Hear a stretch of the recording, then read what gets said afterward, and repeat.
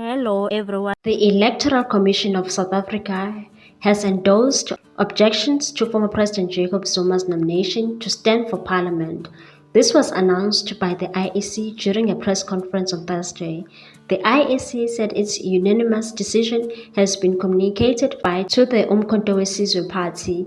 Zuma was nominated as its #1 candidate to the National Assembly by his newly formed Umkhonto weSizwe Party despite him having a criminal record. The criminal record stems from a 15-month prison sentence handed to him by the Constitutional Court after a contempt of court conviction in 2021. Section 47 of the Constitution prohibits any citizen from becoming a member of parliament if they have been sentenced to a prison sentence of longer than 12 months without the option of a fine. But the IEC was quick to emphasize that the MK Party as an organization was not prohibited from taking part in the elections, and only Zuma cannot be a candidate for its parliament. Also take on this one, people. Thanks for watching. Please subscribe for more news.